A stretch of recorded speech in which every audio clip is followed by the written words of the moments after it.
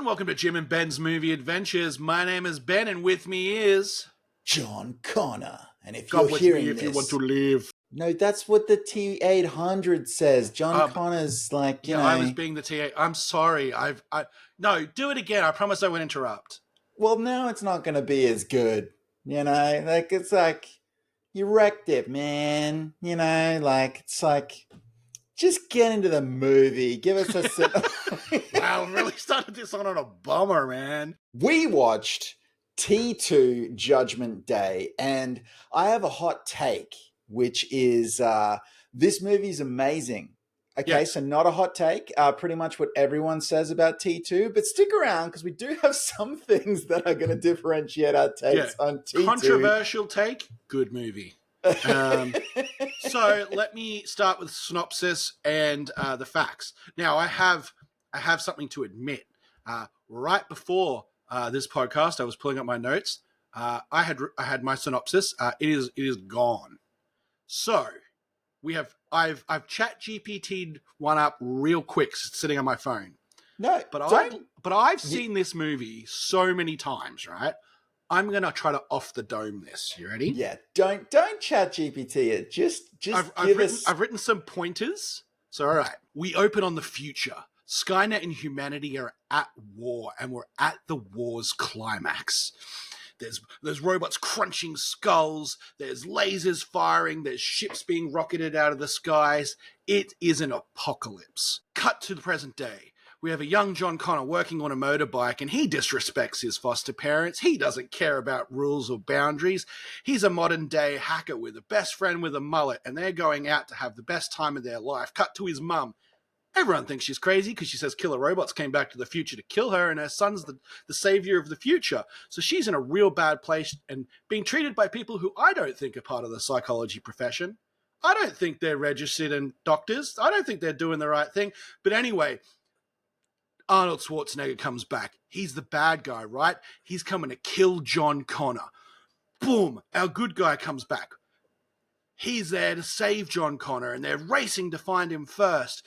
And our good guy finds him first, but he's dressed as a cop, and John hates authority, so he runs away from the cop, thinking he's in trouble with the cops. But just then he runs into the T-800, Arnold Schwarzenegger. Wild twist! T-800's the good guy, the other guy's a T-1000, a more advanced Terminator, and he's saying, come with me if you want to live, and he's here to save John Connor. They go on a journey. That journey includes teaching the T-800 to be more human, saving his mum from the crazy psychiatric hospital, freezing someone with liquid nitrogen, meeting a poor guy called Miles Dyson who hasn't done anything yet. He gets the worst part of this movie, and but he'd been working on parts of the old T-800 that tried to kill Sarah Connor back in the day in the first movie, and he had started developing Skynet sooner than had happened in previous iterations of the timeline. You have 10 seconds to finish this. So they had to destroy it, and then there's a big explosion, and then into the molten lava. Linda Hamilton's twins there, and then thumbs up as he goes into the lava. Nice. Okay. I feel like you got better with the timer. I was like, yeah, I came more succinct. Yeah, you're right. Like, you're right. We got there. Look, why don't you give us a few facts about T2? Now, I get confused. Is this movie T2, or is it Terminator 2 Judgment Day, or is it T2 Judgment Day? The official title is Terminator 2 Judgment Day. In advertising, because it was like the early 90s, it was shortened to T2 and T2 Judgment Day. But that's confusing in modern day because there is now a store called T2 that sells delightful teas. So, yeah. Well, there you Terminator go. 2 Judgment Day. Give us some facts. Released in 1991, directed by James Cameron, screenplay by James Cameron and William Wisher, cinematography by Adam Greenberg, starring Arnold Schwarzenegger, Linda Hamilton, Robert Patrick, Edward Furlong, Earl Bowen, and Joe Morton. Music by Brad Fiedel. Budget $94 million, between 94 and 102 million, and runtime of 137 minutes. So look. This movie's great. Look, podcast over. You know, some notes. Good banter aside, podcast over. No, look, I was late to T2. I'll just say because this was I was a huge fan of action cinema, but this was famously harder action Yeah. cinema than I was allowed to watch as a you know, young man, shall we say? So as a teenager, so I was late to this, and I saw T2 before I saw the Terminator, which I think is a common story. Yeah, Lots of I have. people actually Same with saw me. T2 first, and then went back and watched the first one later. And this was a movie that people just couldn't believe that I was into cinema as someone in my late teens, probably early 20s at that point. And they're like, what do you mean you haven't seen T2? And I was like, oh, I'm getting embarrassed now. I guess I should watch this thing. I watched it and I was like, they're right. It's mind blowing. This thing's incredible. Like, because it gets, you know, given out as like the quintessential action film. But I think what does get overlooked is it's just a good film. If you like action movies, great. But if you don't, it's actually a really good film when you actually strip away all of the action beats that are in it. It 100% echo everything you just said. It is a good movie. It is well written. It is well shot. The visual effects and the action still hold up for the most part, even though we're so far removed from it. There's so much practical stuff and explosions that it's awesome. Like over the years, the stories have been changed and embellished, but it does feel like the truth. Arnold Schwarzenegger really cared about the character of the Terminator. He cared about getting it right, and he cared about it in the first movie. He cared about it in this, and Robert Patrick also carried that on. Like they tell stories of what they did to get into character to be robots and androids, and it is really kind of impressive. And James Cameron, I mean, what is this? His like? How far into this catalog is James Cameron? Has Terminator 2?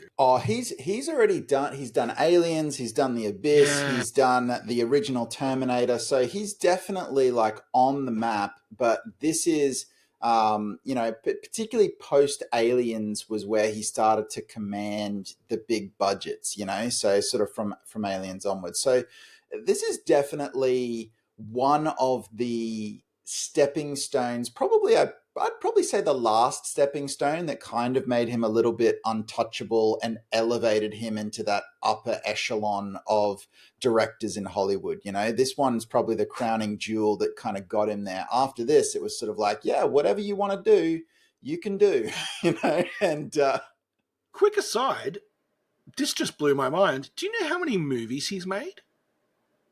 I'd probably say there's seven-ish, something like 10. that. In Yeah, my right. head, he's prolific, but he's not. He's just done quality work. Yeah, that's right. So, look, this movie, I think what's really interesting is that it does a great job if you haven't seen the Terminator. Like Yeah. the plot of the Terminator is really not that complex, but this movie does a really good job of both recapping that film and the context surrounding that film and then getting into its own story very very quickly, and there's no confusion. It's very possible to watch this without having seen the first one. Even though I do think the experience is better once you've seen the first one, Yeah. because particularly the reversal of the Terminator now being a good guy is much, you know, more impactful when you see how terrifying he was in the first movie. So Well, it's like James Cameron does a kind of he does some James Cameron stuff in this film, like groundbreaking visuals and practical effects, and all that sort of stuff, which he is kind of known for pushing boundaries, right? But you're right. I think the reversal of roles and the character growth for the T-800 or Arnold Schwarzenegger's Terminator is probably almost the most important part of making this movie as good as it is, right? Because you could have made T2 as almost a direct clone set however many years after when John Connor was a kid, and people still would have really liked it for what it was. But it got depth, it got pathos, it got all the things that make a good movie regardless of genre. And we got all the cool stuff that James Cameron's known for. yeah, I think look, I would say that plus Sarah Connor's arc. Sarah Connor's Yeah. arc in this movie is pretty much groundbreaking. And I kept trying to think of uh, movies that have done this kind of arc again, and you can't really find many of them, because what happens is you often get a watered down version of what Sarah Connor is in this movie. Sarah Connor in this movie is a trauma survivor, and she is actually played like someone with PTSD. And I feel like often when action movies in particular attempt to do this, they might state someone has It's PTSD, and hammy then too. for the rest of the movie they're just a little bit grumpy. Do you know what I mean? Or kind of grizzled. And that is almost a fun character trait. But Sarah Connor in this movie is not that. Sarah Connor in this movie is incredibly psychologically damaged Yeah. by the events of the first film. And it's a film that, T2 doesn't shy away from that. It actually leans into it, and it allows her to play that, even though it's messy, it's uncomfortable, and it's something where you go, oh, this person is actually not psychologically okay at this point in time. So it's really quite tragic. And I think it's incredible to witness that unfold throughout the course of the movie. It adds to the complexity, right? Because it would have been so easy to write her character of, oh, they all think she's crazy. She gets out, she's not crazy. But they all think she's crazy. She gets out, she's not crazy, but she's not crazy, she's not delusional, but she still is broken. She still is damaged. She still does things that are not necessarily coherent as a normal human being because of what she's been through. Some of the looks she gives the T-800 as if remembering what the previous one had done. Like, her personal monster is there in the film next to her, fighting for her. And her trying to reconcile that throughout the movie is really interesting. And I'm kind of, one of the things I kind of, it's not that I don't like it, it's just kind of dated as a film technique, is that interspersed bits of narration in this film. Mm. And one of them that I really think it would have, you could have done without it, was the whole thing where she's like, when I saw him with John, I understood that he'd do nothing, like, and like her finally accepting him, right? In the narration.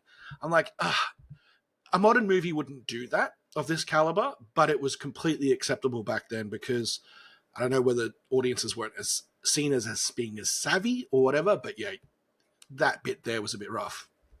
I think it's okay, particularly because Linda Hamilton delivers it so well Oh, that the movie it's a gets good away with version it. of it. It's just, Yeah. and look, I get it. Like, she is diarizing for the future, right? Like, Yes. she's trying to keep a log or whatever. But yeah, it is a bit odd in that moment. But you just think, like, she's one of the main protagonists, and the mid part of this movie, like, look, everyone in T2, everyone's like, yeah, let's talk about the canal car chase, and let's talk about the helicopter flying under the overpass at the end. And I'm like, look, I'm here for that. Don't get me wrong, I'm an action film guy, but the mid portion of this movie fascinates me, because once they break her out of prison, not prison, it's the Psychiatric mental, hospital. the psychiatric hospital, but it's played as prison Institution. basically in Yeah. this movie.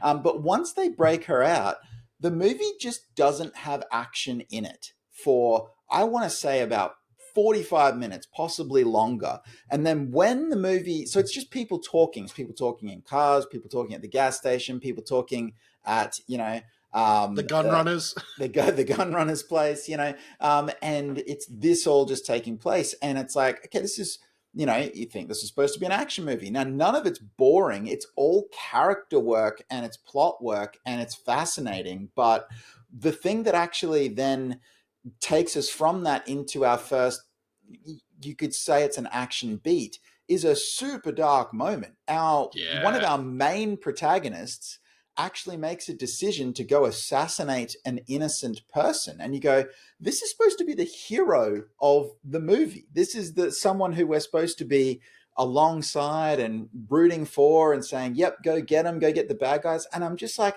it's such a left turn that you go, wow, the stakes here are huge. And it sort of leads to a kind of emotional mental breakdown for her when she's finally unable to do it after coming so close. And you just go, what is happening in the mid portion of this movie? It's insanely watchable. I'm not saying what is happening in a bad way. I'm saying they kind of snuck all of this into what is a highly commercial sort of product. And that's a bit of a magic trick because people, you're not bored. You are highly invested in what she's doing and what they are doing as a team at that point. So films of the past, once the action kind of starts, they don't really let the pedal up, right? They might take a bit to get into the action, but they don't let the pedal up. Part of that action, and I think is really important as well, is Robert Patrick, right? Robert Patrick did something in this film that hasn't been done in any Terminator since. He iterated or was part of iterating on a Terminator, and it was brilliant. It was acted to within an inch of its life. Like he famously learnt to run without breathing or blinking so that he could look so much more dangerous and fast. And, you know, fire guns without blinking, all that sort of stuff. Every kind of Terminator that's been introduced after this hasn't had the same chilling effect as the first two. And the escalation of this Terminator is perfect, right? It's not too over the top and groundbreaking. The liquid metal stuff in this movie was no other movie had done anything like it. Not as well, at least. Well, that was also James Cameron, though, because he was really smart as a writer. And it's funny, it's something that, you know, film teachers tell to their students all the time. And, you know, the students think, yeah, they'd never do this on a big budget film, you know, if only I had. But the truth is that, you know, you always say, write to your resources, write to what you can do. And James Cameron knew that ILM and the early days of computer generated effects, what could it do well? It could make puddles really well. And so he goes, okay, if it can make puddles and that's kind of all it can do right now, my bad guy's going to be kind of a puddle, you know?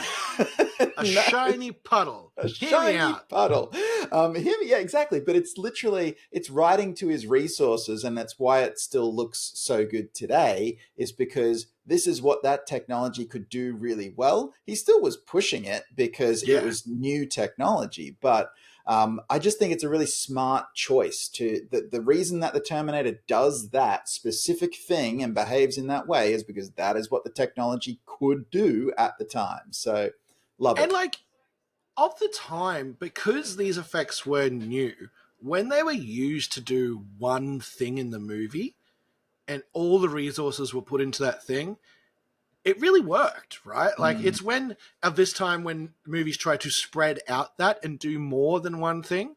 And James Cameron, you're right, he shot to what he knew. He wrote to what knew he could achieve.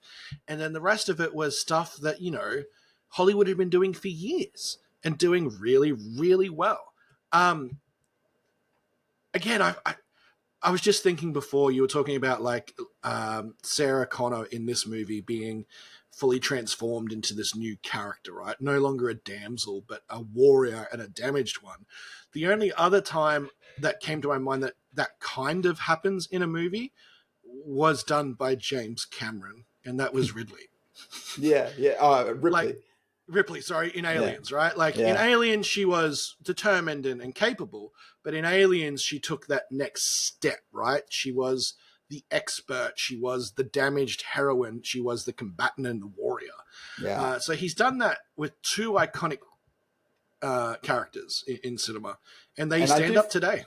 And I think this one's definitely the more extreme of the two. Yeah, for sure. And it's, in a weird way, that that idea of how unique and iconic that character is only really becomes apparent when you look at, say, Linda Hamilton's return to that character in Terminator Dark Fate, where she's basically a grumpy grandma. And that's no disrespect to her. That's how the character is written. That's how we tend to write modern characters who are supposed to be edgy, is kind of a bit grumpy. And in a way, I am also not really knocking on the creatives of Terminator Dark Fate, because it's a little bit like, I don't even know if you could do this now, what they do in Terminator 2. Like, I don't know if studios or audiences would even necessarily accept it. It's something that works very well. It worked in this movie, but is it a time capsule? Could you do it again to this extent? It's so extreme. I don't know if you could. So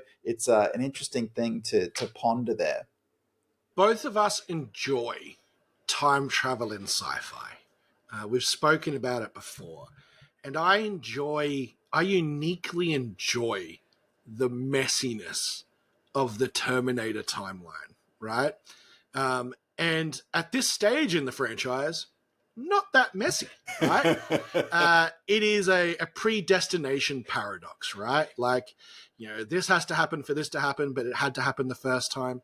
And so the argument online is, actually, how many times has this loop already happened? Right? So the best argument I heard or read was, this is actually the second loop through. Because the first loop was John Connor sends, what's his name? His dad? Kyle Reese. He sends Kyle Reese back in time. They do the whole Terminator thing. They fall in love. He becomes his dad. He dies. We move forward, right? Skynet takes his time. No, sorry, this is the second time. So the second time is, well, he's like, well, I have to send my dad back. Here's my dad. I know he's my dad now. I'll send him back, but he makes a mistake, and he tells him that he's his dad in the first movie. So that kind of speeds up this whole timeline and pushes the Skynet closer into the future and all this sort of stuff. I think predestination paradoxes in time travel are my favorite, right? Because you can wiggle them. They're pretty fun, but I think also the first, I'm going to say 3 Terminator movies get away with it a fair bit because their perspective is largely in the past. Yes. And when you're in the past, you don't think about it as much because there are less moving parts. There's less to really focus on with the time travel of it all. And then obviously later movies, the closer you get to present and then the more complex it gets, it just sort of, it does definitely fall apart, and that part's fun too. I will say though that the Terminator movies are interesting in that the first one's good, this one's amazing. Yes. And then after that, it's really just a steady kind of decline down. Like 3's not terrible. It just is a little Isn't bit the same more, as the first two. It's 3's a little bit more of a classic sequel where it's like it's kind of more of the same, if you like. We're running, there's Terminators, we're running, like, do you know what I mean? We advanced the lore a little bit, but it's nothing quite as interesting as T2. And then obviously from there it just gets real messy. And I don't dislike Terminator Salvation in the way that a lot of people do. I just think it's such a mixed bag. There's so much going on there that you're like, we could really tighten this up a little bit. And after that, Terminator Genesis and Dark Fate are probably the ones I like the least. Genesis is definitely the worst of all of them. So, and officially, doesn't Dark Fate ignore everything? Well, here's it goes the T2, thing. then Dark Fate. Like, here, look, Dark Fate says we're ignoring everything. It's a sequel to T2, but Genesis, the film just before that, already did that and did a soft reboot of the whole thing anyway. So it just gets super convoluted and messy, and that is kind of fun to actually look at when you look at the franchise as a whole. But the fact is, when we put our mind back here to 1991, it was still pretty clean at the point when T2 comes out. And like I said, this film just elevates everything about the action genre. One of the last things we haven't spoken about is Edward Furlong, right? So Edward Furlong was discovered for this film, and he does a fantastic job with being John Connor. I cannot picture anyone else as John Connor in this film. It's so iconic to me. And, look, life happened to him, and bad things happened and he fell off the radar. And he was supposed to be in T3, but, again, he made mistakes and was taken out of that film. But I just want to say, like, he was so good in this movie. Like, so good. Even, like, with the 1990s of it all, it doesn't feel wrong or cliche coming out of his mouth. It fits so well. Yeah, he's really remarkable, and he's a huge part of why this movie works. And look, again, I could see why, studios were nervous, and even Arnold was a little bit like, I don't know, like, because when you look at this movie, it's like, we're going to put a kid in it, and we're going to make the Terminator a good guy with catchphrases. And you think it's the thumbs up, it's hasta la vista, baby. Like, it's all this stuff where you go, this could be really cringe, this could be awful. Yeah. And yet the whole thing just plays when they put it together. So, yes, and Edward Furlong's a huge part of that. So the other thing that I think that I wanted to bring up that's interesting with Terminator 2 in particular is when we look at Australia, because Terminator 2 is rated M in Australia, right? So that's the equivalent of US PG-13. Now, this movie has, I wouldn't say several, but it has a few moments of violence that push it well past M. But the problem was, and I don't know if you know this, the MA 15 plus rating didn't exist at the time of Terminator 2. And Die Hard in 1989 and Terminator 2 in 1991 here were two films that actually kind of accelerated the creation of that ratings category, because they were getting complaints because they weren't restricted at all. But it was like, well, we've got these moments that are too violent for the M rating, but we don't have enough to say that it's R. We kind of need something in the middle. So, and it's actually a reason why in the US, it was at least on paper restricted so that, young teens couldn't watch it. But in Australia, no such thing. People just sauntering up to the cinemas, and heading on in because the thing was rated M. But there is some stuff here that I would say is, too violent for the M ratings. It's all to do with the T-1000 and the way that he, kills people. And it is even quite... when he shows his nature to Dyson. Exactly.